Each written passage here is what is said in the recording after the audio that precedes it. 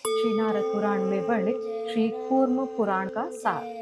इस अध्याय का नाम है श्री कूर्म पुराण की संक्षिप्त विषय सूची और उसके पाठ, श्रवण तथा दान का महात्म्य। ब्रह्मा जी कहते हैं, वत्स मरीचे, अब तुम कूर्म पुराण का परिचय सुनो। इसमें लक्ष्मी कल्प का वृतांत है। इस पुराण में कूर्म रूपधारी दयामय श्री हरि ने इंद्र द्युम्न के प्रसंग से महर्षियों को धर्म, अर्थ, काम और मोक्ष का पृथक पृथक महात्म्य सुनाया है। यह शुभ पुराण 4 संहिताओं में विभक्त है। इसकी श्लोक संख्या 17,000 है।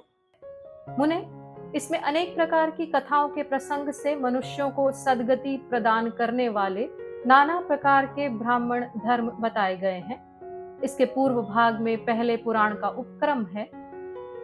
तत्पश्चात लक्ष्मी और इंद्र द्युम्न का संवाद, कूर्म और महर्षियों की वार्ता, वर्णाश्रम संबंधी आचार का कथन, जगत की उत्पत्ति का वर्णन, संक्षेप से काल संख्या का निरूपण, प्रलय के अंत में भगवान का स्तवन, संक्षेप से सृष्टि का वर्णन, शंकर जी का चरित्र, पार्वती सहस्त्र नाम, योग निरूपण, भृगुवंश वर्णन, स्वयंभू मनु तथा देवता आदि की उत्पत्ति, दक्ष यज्ञ का विध्वंस, दक्ष सृष्टि कथन, कश्यप के वंश का वर्णन, अत्रि वंश का परिचय, श्री कृष्ण का शुभ चरित्र, मार्कंडे श्री कृष्ण संवाद, व्यास पांडव संवाद, युग धर्म का वर्णन, व्यास जैमिनी की कथा, काशी एवं प्रयाग का महात्म्य, तीनों लोकों का वर्णन और वैदिक शाखा का निरूपण है।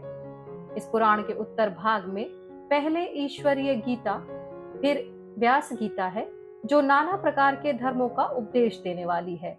इसके सिवा नाना प्रकार के तीर्थों का पृथक पृथक महात्म्य बताया गया है। तदनंतर प्रति सर्ग का वर्णन है।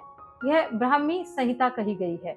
इसके बाद भागवती संहिता के विषयों का निरूपण है, जिसमें वर्णों की पृथक पृथक वृत्ति बताई गई है। इसके प्रथम पाद में ब्राह्मणों की सदाचार रूप स्थिति बताई गई है, जो भोग और सुख बढ़ाने वाली है। द्वितीय पाद में क्षत्रियों की वृत्ति का भली भांति निरूपण किया गया है, जिसका आश्रय लेकर मनुष्य अपने पापों का यही नाश करके स्वर्ग लोक में चला जाता है। तृतीय पाद में वैश्यों की 4 प्रकार की वृत्ति कही गई है, जिसके सम्यक आचरण से उत्तम गति की प्राप्ति होती है। उसी प्रकार इसके चतुर्थ पाद में शूद्रों की वृत्ति कही गई है, जिससे मनुष्यों के कल्याण की वृद्धि करने वाले भगवान लक्ष्मीपति संतुष्ट होते हैं। तदनंतर भागवती संहिता के 5वें पाद में संकर जातियों की वृत्ति कही गई है, जिसके आचरण से वह भविष्य में उत्तम गति को पा लेता है। मुने, इस प्रकार द्वितीय संहिता 5 पादों से युक्त कही गई है। इस उत्तर भाग में तीसरी संहिता सौरी संहिता कहलाती है, जो मनुष्यों का कार्य सिद्ध करने वाली है। वह सकाम भाव वाले मनुष्यों को 6 प्रकार से षटकर्म सिद्धि का बोध कराती है। चौथी वैष्णवी संहिता है, जो मोक्ष देने वाली कही गई है। यह 4 पदों वाली संहिता द्विजातियों के लिए ब्रह्म स्वरूप है। वे क्रमशः 6, 4, 2 और 5,000 श्लोकों की बताई गई है। यह कूर्म पुराण धर्म, अर्थ, काम और मोक्ष रूप फल देने वाला है, जो पढ़ने और सुनने वाले मनुष्यों को सर्वोत्तम गति प्रदान करता है।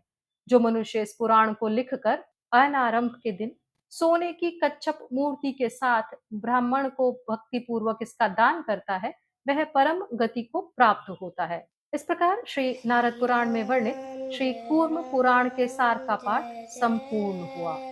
ओम श्री कूर्म देवाय नमः। अपने सनातन और वैदिक इतिहास से जुड़ने के लिए कृपया इस चैनल को सब्सक्राइब करें।